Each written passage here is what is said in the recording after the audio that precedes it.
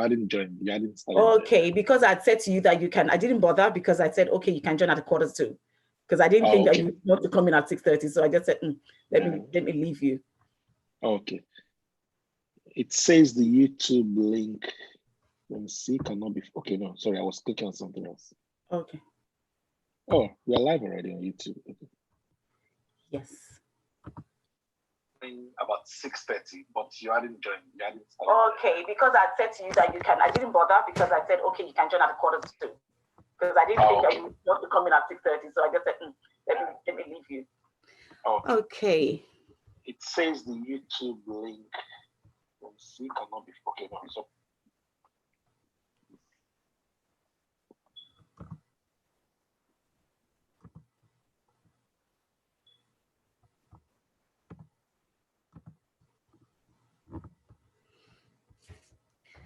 Excellent. So, good afternoon, good morning, good evening, depending on which part of the world that we are joining in from. This is Talk Active, Leading Conversations, and my name is Toluwani Akahome, and you are very welcome. Thank you so much for joining us on this episode of Talk Active. And we have a very interesting topic to discuss. Our attendees are coming in, and of course, as they come in, they'll join us in the conversation. So I want to really thank Dr. Harry Akinola and Dolapo Sanusi-Ola for coming on the program today. And it's a very topical issue that we are going to discuss. I'm really honored to be hosting you both. So we're going to be discussing something really topical, and I'm sure that will be a huge benefit to everyone that listens in. So welcome to all our attendees already in the room. And if for any reason, as you know, we can't always bank on these technical resources. So if for any reason we go off, please, we're still on, come back straight into the room. Would love to see you back in. So if there's any reason why the network would misbehave or something, we will definitely be still on. So my name is Toluwani Akahome, and this event is powered by Vantage Dimensions Leadership and People Development.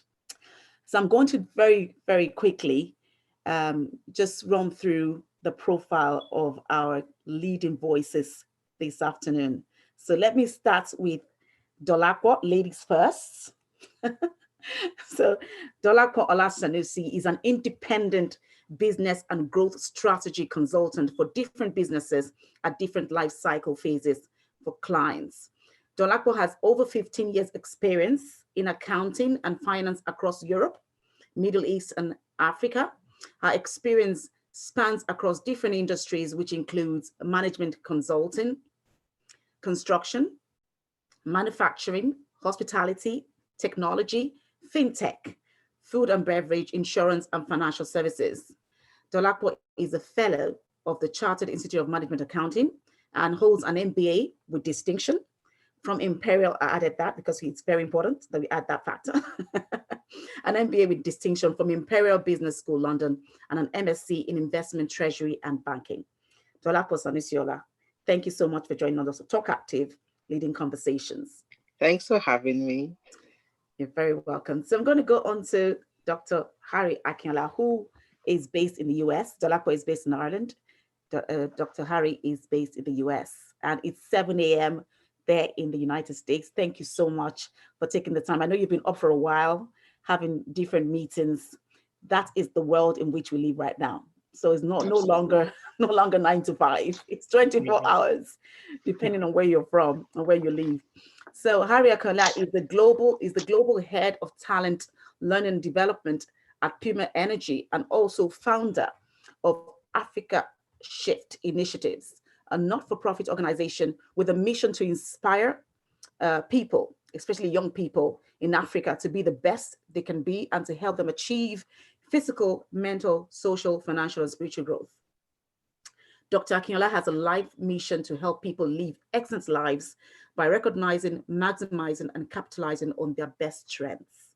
And that is really fantastic. I am absolutely honored to have you here with me today. I feel really on top of the world because, leading voices like yours are not easy to get. So it is indeed a privilege. I should Thanks for not having forget me. to mention, you're welcome. I should not forget to mention Carol Mabalso. Carol works with me as a research assistant, a really highly resourceful person. Thank you, Carol, for joining us. She'll be working with me, to call out the questions and all of that. Thank you. You're very welcome. So let's jump right into it. So post-COVID, we're talking post-COVID because we are right now into COVID. And I think that countries are beginning to ease off on the lockdown. And it makes a lot of sense for us to start, talking about post-COVID and to start leading the conversation, helping people to think about what the strategies would be in the workplace and in business post-COVID, helping them to fine-tune those plans and strategies. Definitely, that after the lockdown, post-COVID, it'll be a post-COVID era. So we're going to be talking about post-COVID, like we're talking about post 9/11. So tonight rather this afternoon, we want to discuss how we can optimize the opportunities. First, the key question there is, are there really opportunities post-COVID? Will there be opportunities post-COVID? And I have spoken to a lot of leading voices, and the answer is a resounding yes. There'll be massive opportunities post-COVID. So this afternoon, we want you, Dolapo and Harry, to explore that for us from a professional point of view. For those who are in the workplaces now, remote working is such, it's a trend now. In fact, it's come to stay, and maybe social distancing has come to stay as well. And from a business point of view, helping us to think about it in a new way, about how to optimize the opportunities that could be part of the post-COVID era. So, are we ready? Yes, we are. Absolutely. So let me start from the man now. Okay.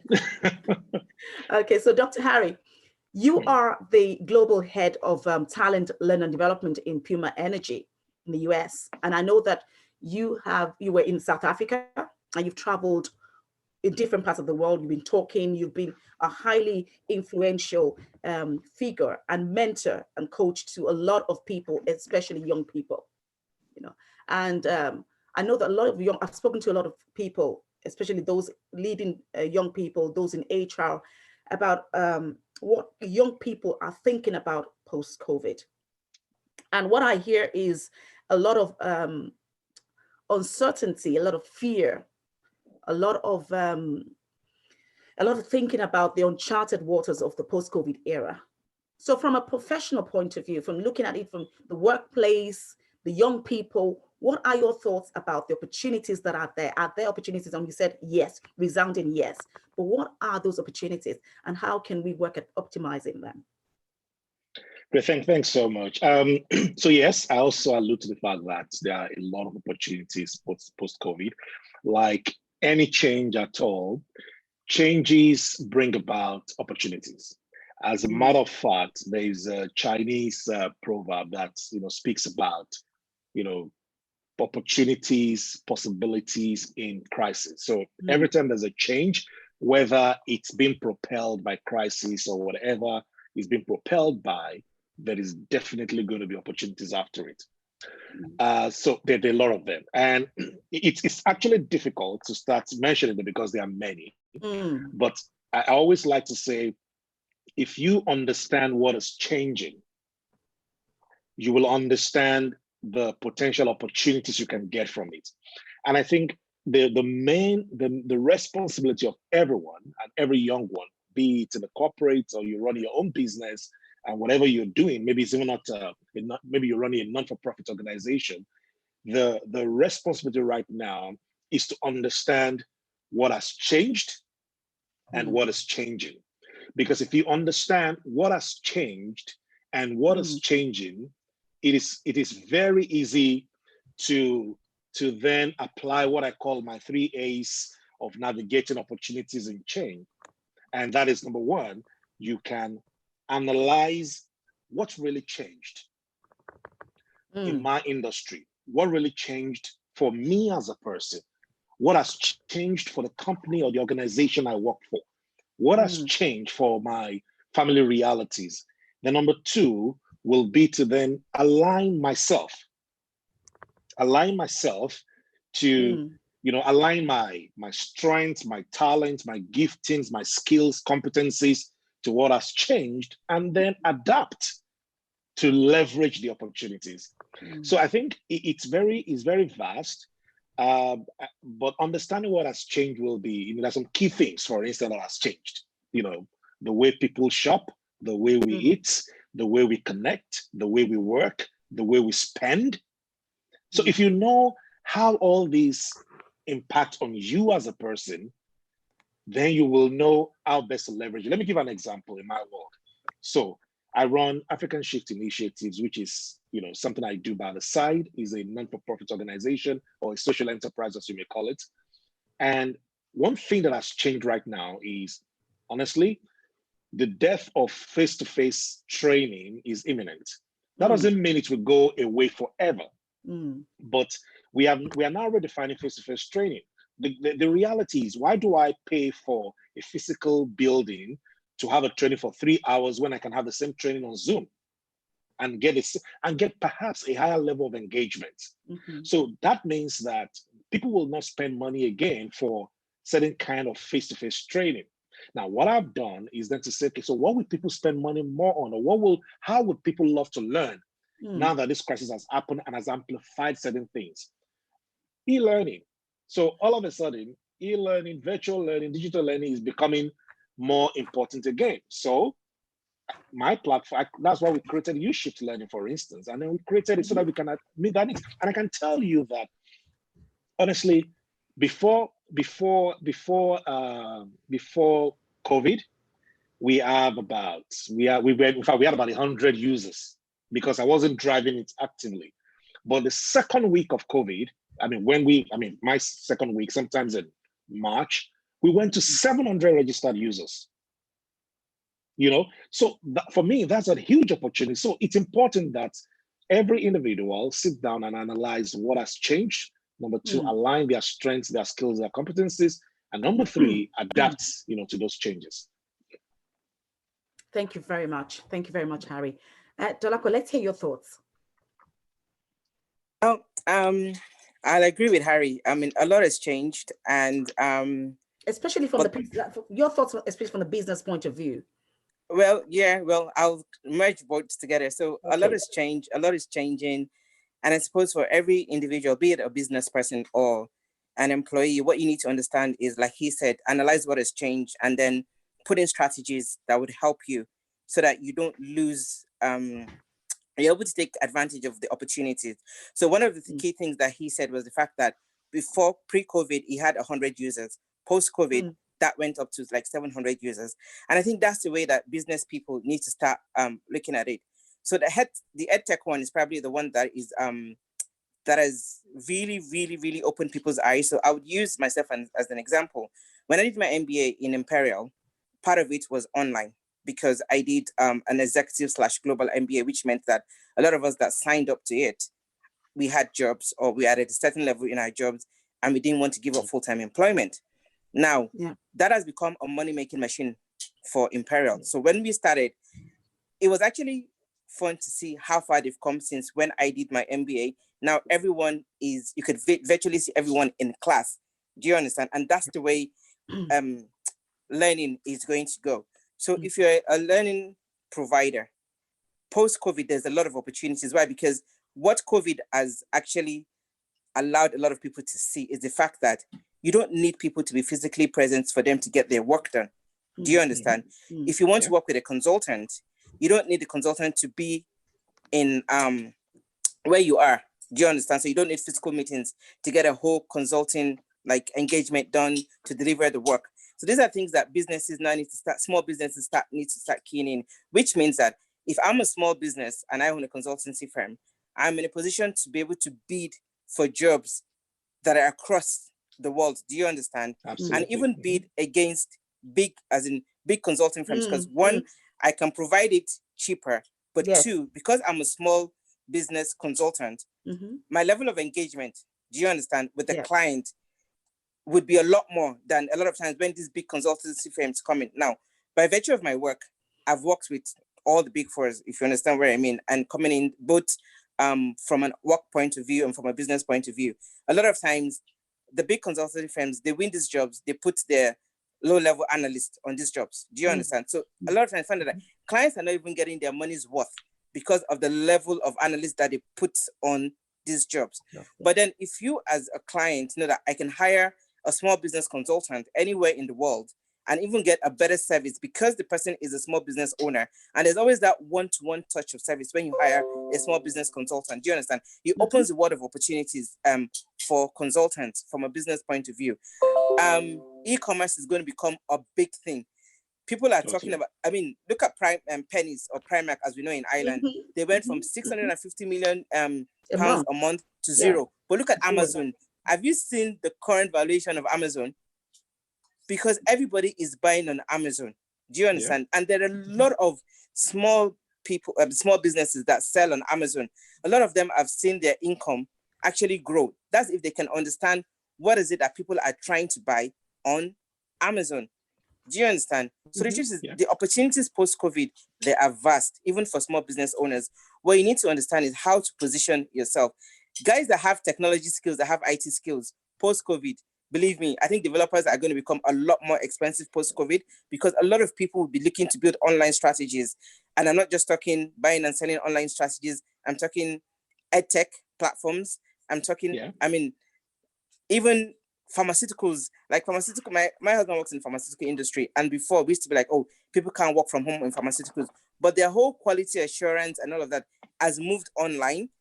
Even there's something called online, like virtual manufacturing at the moment. So there's going to be a lot of opportunities for people to actually take advantage of.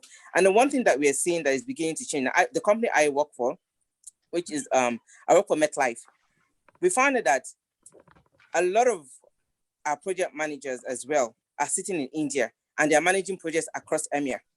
Even that was even pre-COVID. Do you understand? I sit in Dublin. I'm an EMEA. I manage projects across EMEA. A lot of the guys that I talk to in America, in the Gulf, I've never seen them physically before. And ever since I started working in MetLife in January, most of my meetings have been conference calls. All my deliverables has been trying to pull together that virtual relationship, if you understand what I mean. And there's going to be a lot more of that actually post-COVID. So the opportunities are there. I know some businesses have let people go, but post-COVID, a lot of them are going to be recruiting those people. They would have to recruit those people back because the world has become, like I like to say, a global village. Manufacturing is going to be hit. A lot of people are going to be looking for strategies to move their manufacturing closer to home because we've, like we went to the African shop the other day and they were like, it's not that they don't have the demand, but they don't have the supply. So logistics has become a big issue because of COVID. A lot of people have relied on China for manufacturing. But during this COVID era, because your supply chain has been hit, people can't get their goods in. And a lot of countries found that they were very, very self-reliant on manufacturing from China. What is going to happen is people are going to be looking to, okay, you know what?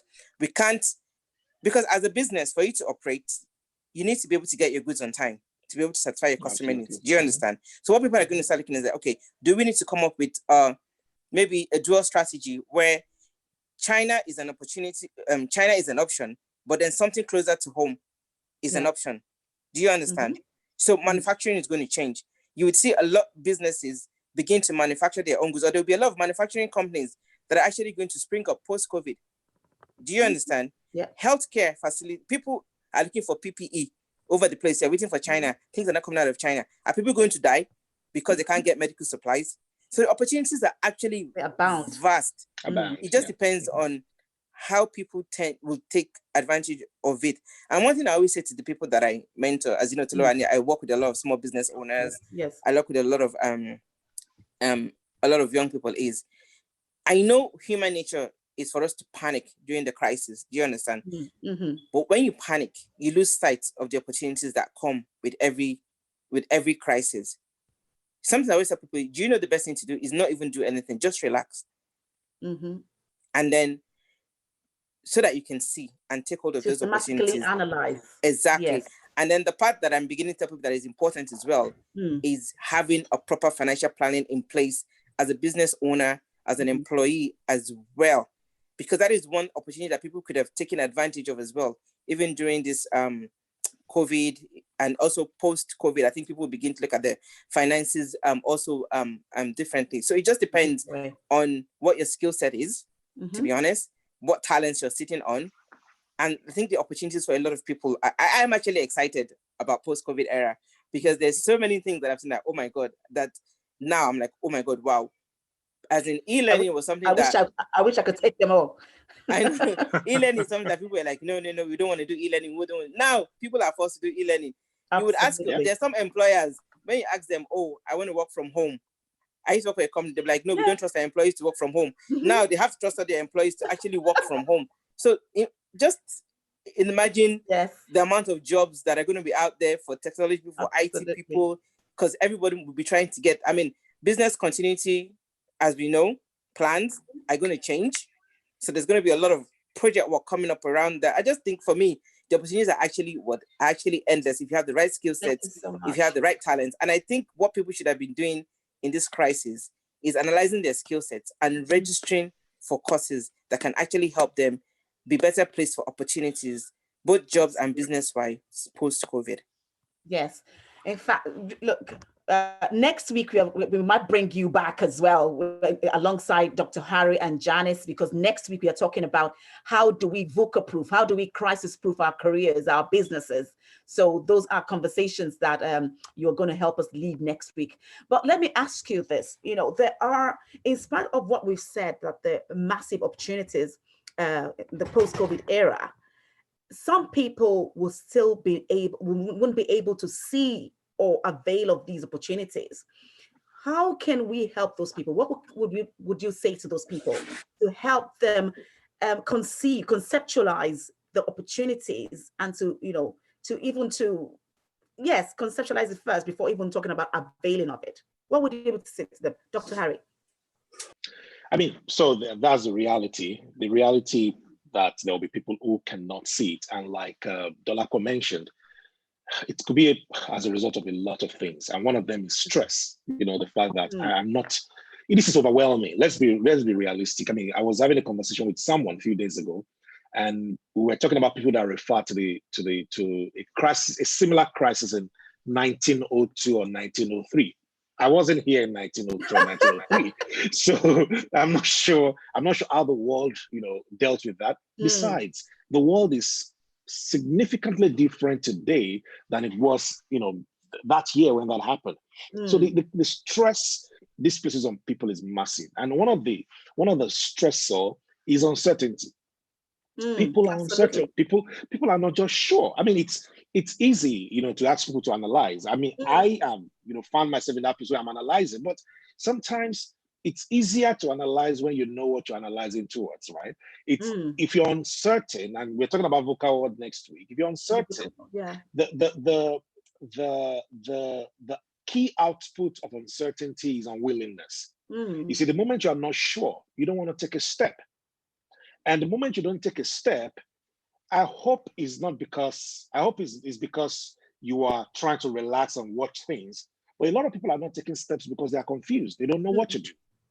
Now, what to do in the face of unwillingness that is triggered by the uncertainty of the crisis is actually to seek understanding.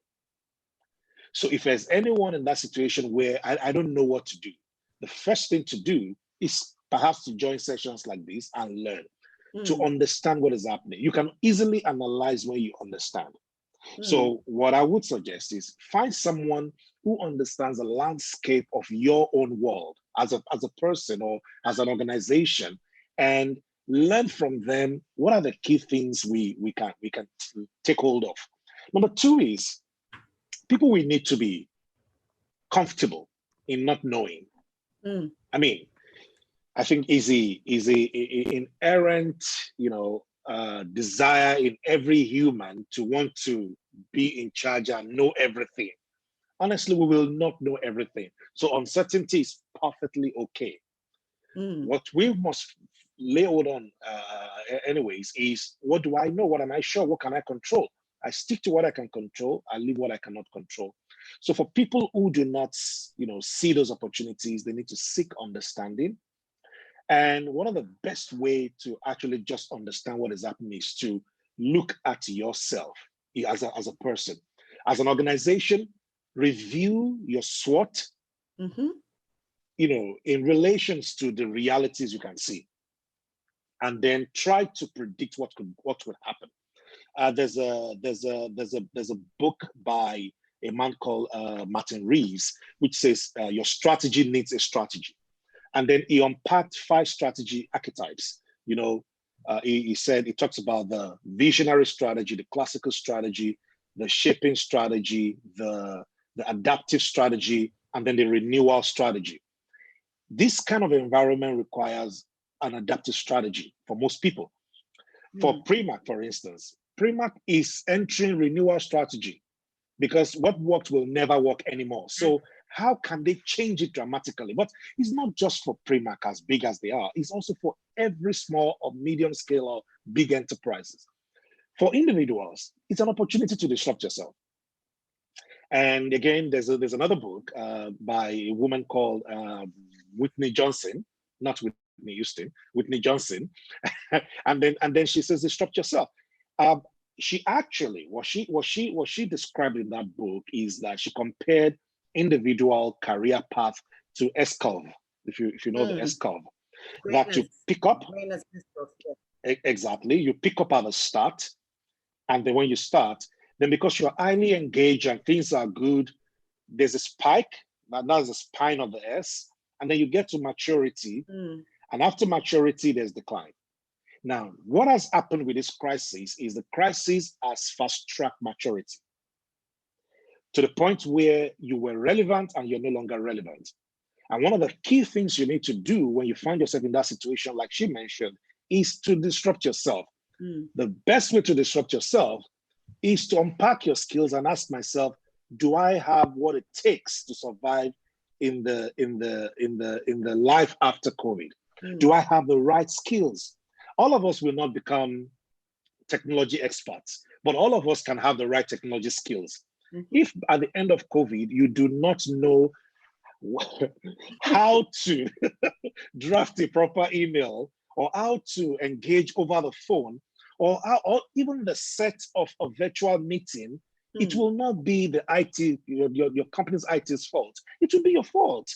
If you do not gain the knowledge, we're talking about, if you look at what World Economic Forum, and we're going to talk about that next week, all the skills that they talked about, one of them is creativity. Yeah. One of them is emotional intelligence. It's also technology skills, right?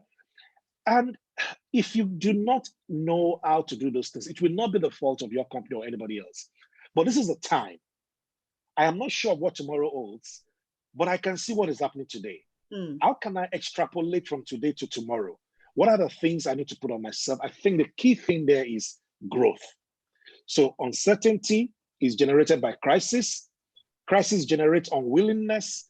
But to move from that inertia to doing something about the future, seek understanding about your industry, about yourself, and start putting in place things that will help you to be ready for tomorrow. Because whether we like it or not, tomorrow will come. I'm sure some people actually feel that, this crisis should be prolonged because they feel their life is not in a good space right now. But I tell people, this crisis has given us an opportunity for a pause. It looks like someone literally pressed pause in the world for everyone to catch up. So like she said, some people who are the underdogs, if they can seek the right understanding, build the right capabilities, they can be the shooting stars next week. But they just have to do the right thing. So for everyone feeling that way, seek understanding. Sorry if I'm not talking too much. Also unpack. I like to actually tell people to unpack what the Japanese call their ikigai, their reason for being. To unpack it again. So ask yourself, what do I love to do? Again, these are basics, but these are important questions to ask. What do I love to do? Number 2, what am I able to do? Number 3, which is a game changer? what does the world want from me? Because that is what has changed. What you love to do, what you are able to do could still be the same thing, but what the world wants from you could have changed. In fact, I would say not just what they want from you, how do they want it from me? The number 4 will be, what will they pay for right now? Honestly, EdTech is great, but there are some courses you develop now that nobody will pay for right now because they're everywhere, right? Yes. I have partnership because of, by the reason of my role and of course my social enterprise with your Skillsoft, your Open Sesame, your Skill Pill, your Get Abstract, all the big names in EdTech. But guess what? A lot of them are giving free courses right now. So there's some free courses they are giving. So on my platform, Usheet, if I dare say I want to sell the free courses they are giving, I've shot myself in the foot. Absolutely. So you must know what the people will pay for tomorrow. So there's certain things people will not pay for anymore because those things are everywhere. So it is the 4, is the convergence of those 4 that will make anyone thrive. And this is the time to understand the convergence of the 4. What do I love to do? What am I able to do? What does the world need from me? And how do they need it from me? And number 4, what would they pay for? If you can converge the 4 and find a midpoint, that will be the sweet spot. And that is not what you do later on. That is the understanding you seek now. And if you get that understanding, it will clear off uncertainty. And definitely, it will clear off unwillingness to take steps. Excellent. Thank you very much. I just have a question there for Dolapo. You know that the mind and the way we think is really pivotal to how we live, really, and how we're going to navigate the post-COVID era. How do you think that people should start thinking, especially small business owners? I've spoken to a number of small business owners, and there is a lot of fear about how do we even begin to start again? How do we begin to regain momentum? And I know that Harry has spoken a little bit about that, but I want you to throw a little bit more light on that because I know that you work a lot with young people, a lot with small businesses. You work as a coach and a strategist with them. What is the new way of thinking that will help us to be in that space, to be able to reposition ourselves such that we're able to do all of the things that Harry has just shared? So I think first and foremost, a few people that I've spoken to is I've told them one thing, right? As a small business owner, we all need to get into the point where we need to adapt and we need to pivot based on the changes that obviously post-COVID is going to bring. Do you understand? And then the first thing is not to see if your business has to pivot or if you have to close down one business to move into another business, do not see it as a personal failure. That's the first thing, because what would happen is if you see it as a personal failure, that will stop you from the opportunity to actually take advantage of the opportunities and begin to now move on. So that's number 1. First of all, is getting it into your head that you're not a failure. Now, there's a very good book that I always like to refer back to, which is the John Maxwell book, Failing Forward, basically. It is saying that, okay, you know what? These are things that have happened that are outside of my control. My business failed because of external circumstances. Now, there might have been some strategies that the person could have put in place at the time pre-COVID that they didn't put in place that has also contributed to that. But then let's even pack that aside. So the first thing is the fact that there are some external things that happened that were beyond my control that has caused my business to fail, not my fault. Do you understand? So I'm not going to blame myself. And like I also say to some people that even when you are upset, emotional, you know how it is because your business is like your baby. And something happens to it. Do you understand? You have a right to grieve. Yeah. I always say to people, I always say to small business owners, especially when something happens, I'm going to give you time to grieve. Go and grieve. Do you understand? Because we are human. Do you understand? And you can't take that empathy, you can't take that sympathy out, especially because, let's face it, business takes a lot of mental capacity for it to work. You put a lot into it. It drains you mentally, it drains you emotionally, it drains you physically. There's a lot going on as well. So I'm like, look, you need time to grieve. Take time out. What are the things that you do normally that helps your mental well-being? Book yourself into a spa. take a holiday if possible. Do you understand? Do those things. But when you've done those things, then we need to come back. For some people, it would be a fresh slate. Do you understand? And this is where small business owners as well need to start allocating money to hiring a coach, not only a business coach, a personal coach. Do you understand? Talking to a life coach, because their mental well-being matters. If you're not in a good mental state, there's no how you can run a successful business. And that is one of the things that when I talk to small business owners, a lot of times it's not even the fact that the business is failing or they've not put the right strategies in place. The reason why the business is failing is because they're not in the right mental state.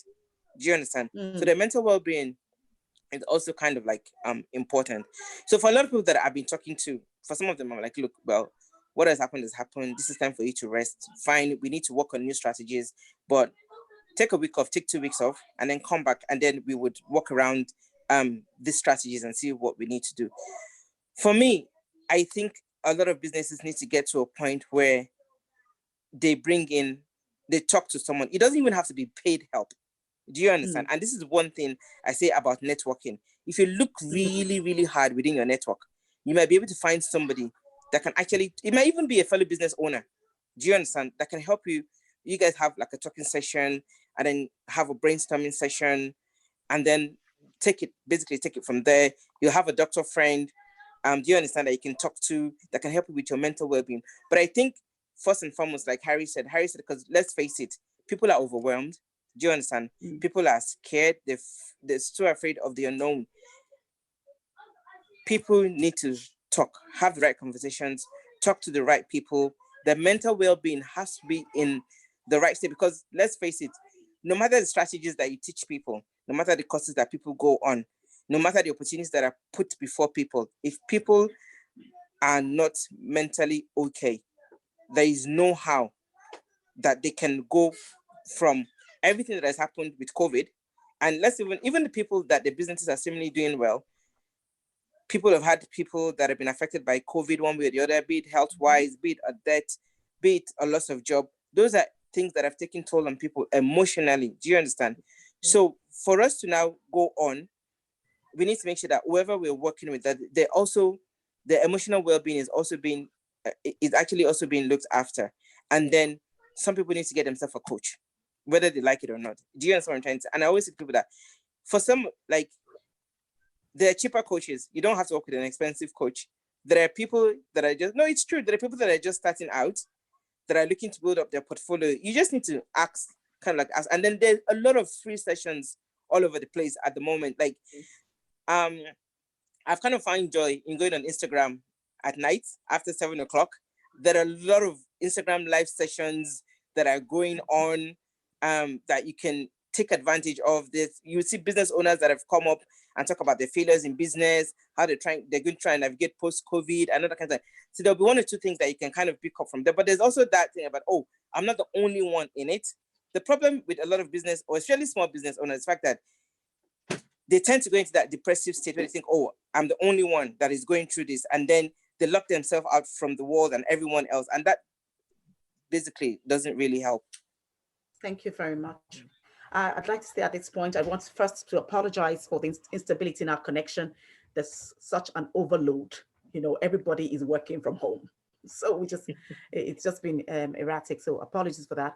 But also I'd like to say to our participants, to our attendees, please send in your questions. We can see them.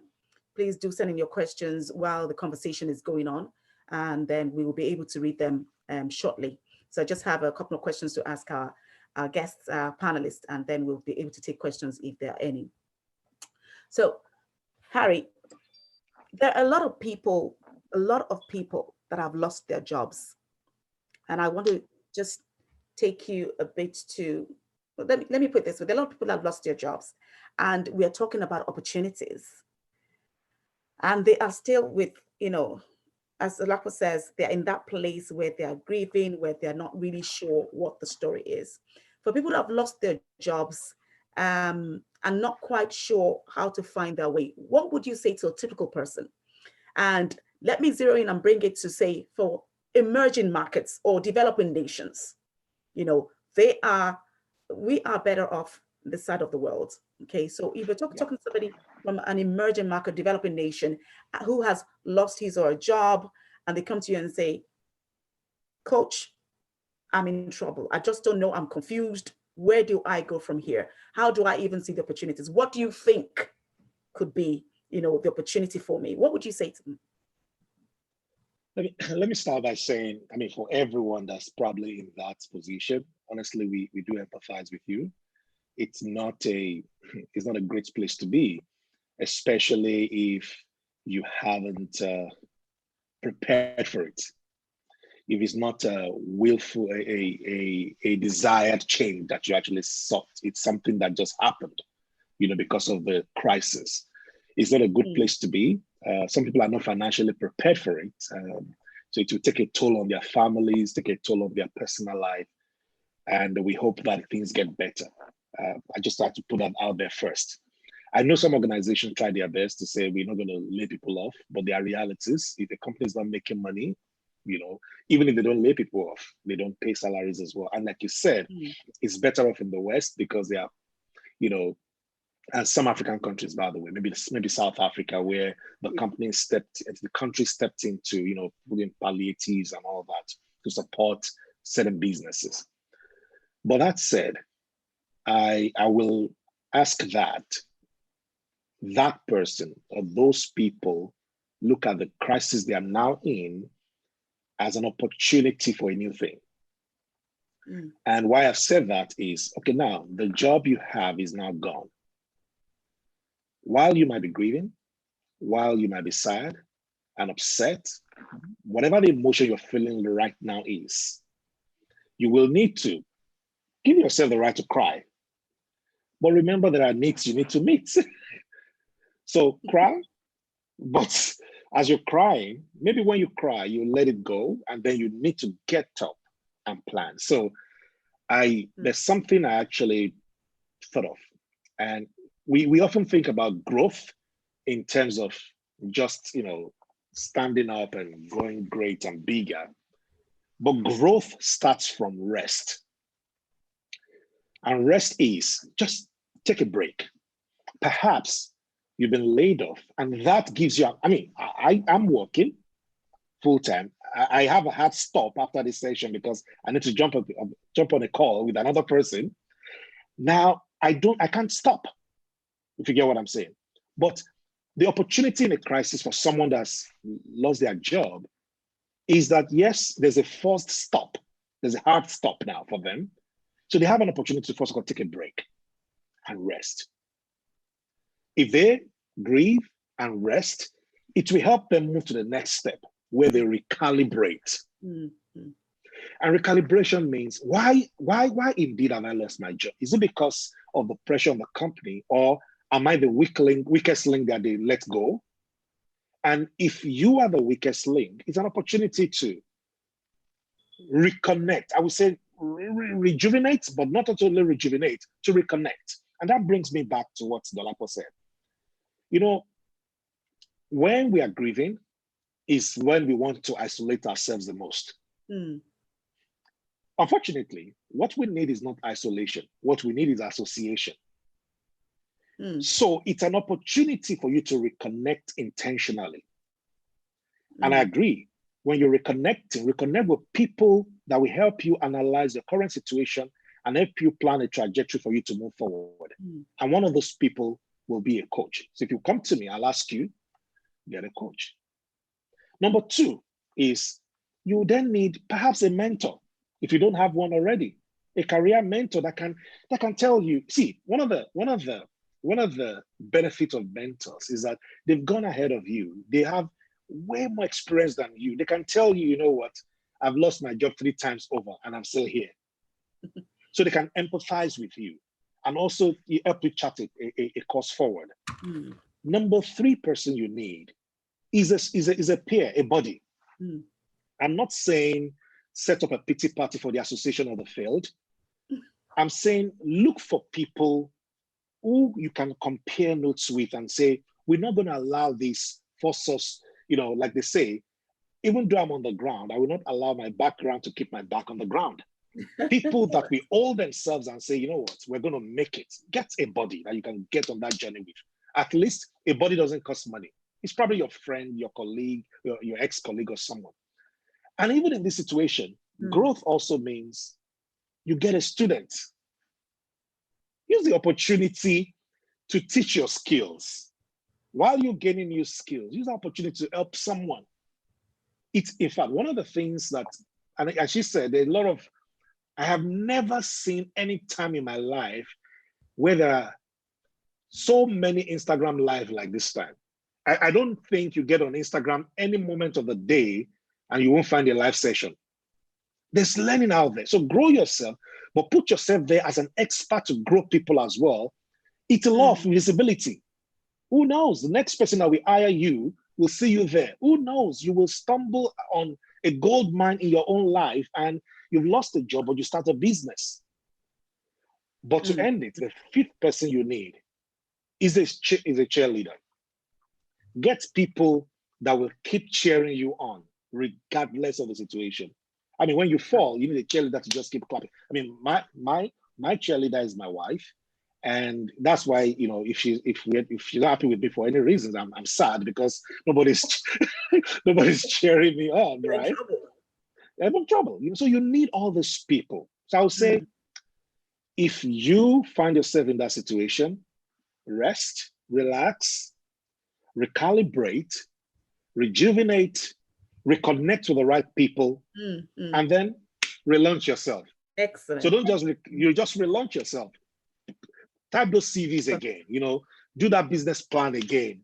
You put yourself out there again. You know, call yourself. These days, people call themselves anything. I mean, I see some people and I laugh because they call themselves a business coach and they've never run a business before, right?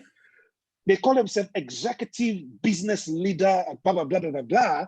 They've never done it before. But you see, a part of me wants to say, you know what, do you know how many years I put into this thing that you're calling yourself? But a part of me says, you know what, you can call yourself anything, as long as it gets you on the path to achieving your dreams. Fantastic. Thank you so much. And I know, of course, those are principles that work not just for people in the professional space, but work for people in business as well. So absolutely. So thank you so very much. Gladys here, Gladys says, growth is not always linear. And that is true, isn't it? Dolapo, final question. And I'm going to ask our participants again, if you have questions, bring them in. And this is our last question for our panelists. And if you have comments as well or contributions, please put them there on the Q&A chat platform. So, Dolapo, last question. Collaboration in the midst of crisis. I know that having spoken to a few people, one of the areas that would help us to leverage on crisis is collaboration, cooperation. But I also know from talking to a lot of people that it's an area that people find one of the most challenging. Talk to us about that.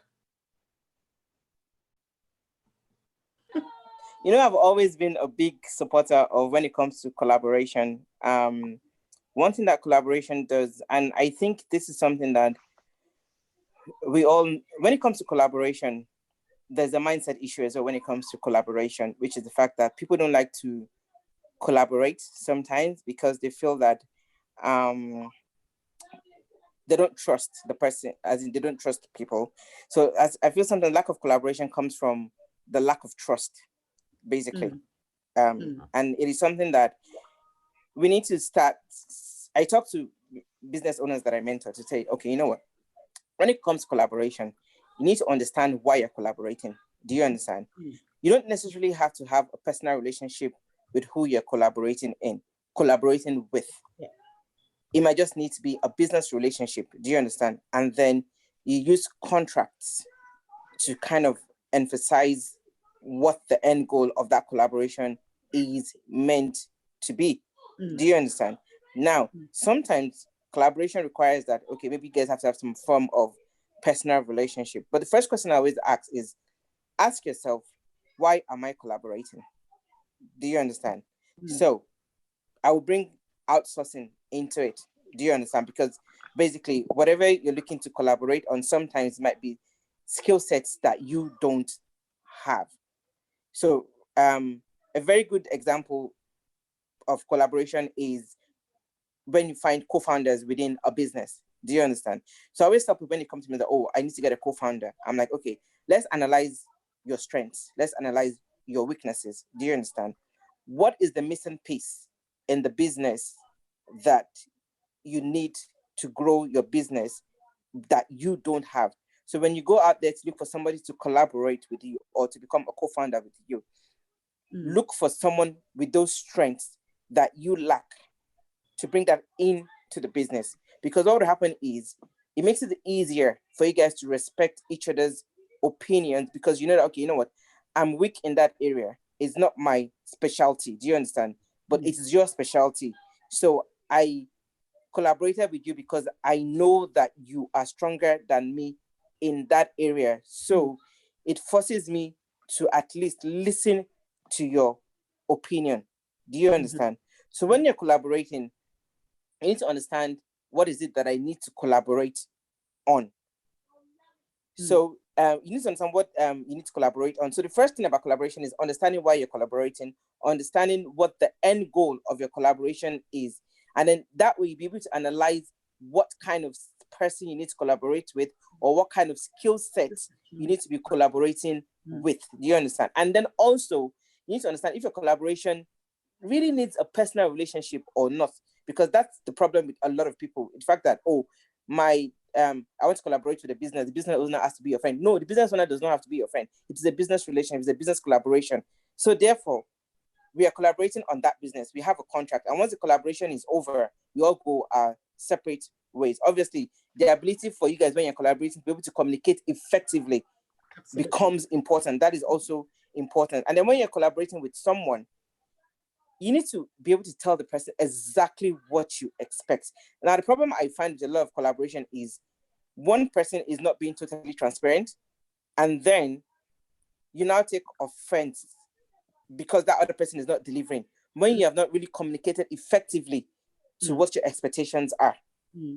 So in order to be able to collaborate effectively as well, you have to be able to communicate effectively, apart from even setting out what the goal of your collaboration is. For me, collaboration has worked a lot for me. And I'm one of the people who says that, I mean, I only have 24 hours in a day and I'm extremely busy. And Toluwani, you know that. So therefore, if there is something that is not my strength, you know, I'm very quickly to say, you know what, I need someone that can actually do this. Who can I collaborate with?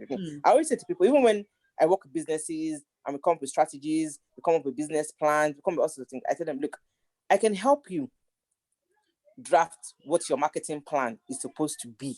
And I can tell you, but I cannot help you do your marketing, because marketing is not my strength. Do you understand? And you know, I always say that to people. When it comes to social media marketing, I've even done the plan. I always tell them, hire a social media marketing person to help you implement that plan. Because whatever I tell you will be theoretical, because it is not my strength. When we're talking numbers, when we're talking strategies, business strategies, that's my strength. I can say to you, I can help you implement it. But when we're talking implementing a marketing strategy, implementing a digital marketing strategy, forget it. I can't help you there. But what I'll be telling you is collaborate with someone that has those skill sets, or outsource it to somebody that has that skill set. But I think for a lot of, especially business owners, collaboration, please, it's not about, collaboration is not friendship. Thank you very much. Collaboration is a business relationship. And the first thing that we need to understand is that collaboration is a business relationship. Collaboration is not a friendship. And that is why co-founders that started out as friends, that were friends before and they want to co-found a company, a lot of times it doesn't work out. It doesn't work out, especially if it's very difficult for it to work out. But then you find out that co-founders can end up becoming friends, because when they started as a business relationship, and along the line, that friendship was formed. So they already have a kind of mutual respect for themselves from a business point of view. Thanks very much, Dolapo. I'm going to ask you to just leave it there for a moment while I just take this comment, and I'm going to ask Carol if you're ready there to prepare to read out our 2 questions that are there. So Sakina makes this comment. She says, collaboration moves and breaks or introduces boundaries whilst working on a specific project. And she says, thank you for breaking it down properly. So thank you very much for that comment, Sakina. So Carol, are you ready there? And I'm going to ask, we have just about 5 minutes or so to go. And I'm going to ask Carol. Carol, are you there? Yeah, I'm there. Okay. I think people are very empowered. So the first one from Debola. So I like the speaker's angle of thoughts, very insightful. Thank you, Debola, for that comment. Yeah. And then from Atinoke, as a business owner, how should I see or treat a competitor? Very good, thank you. So that's the question. Can just in about 1 minute, can Harry help us? And then Dolapo, you can pitch in as well. As a business owner, how should I see or treat a competitor? As a competitor. So just see them be a competitor, the competition. I think, you know, there's an angle of collaboration with the competition. So let's not say because someone is a competitor, you can never collaborate with them. So there are angles for collaboration. And then let me say this, post-COVID, you will see more and more of that. But from a business sense, realize that your competitor wants a market share. And then, so there's a battle for the market share. And sometimes the battle for the market share does not have to be, you know, you take yours, I take mine. It could be we take together as well.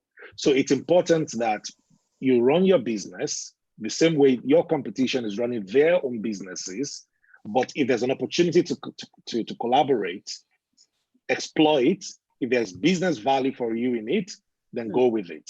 If it aligns, if their values align with yours, then go with it. By all means, don't see a competition as an enemy. That they are two different words. A competitor is not an enemy. He is or she is a competitor.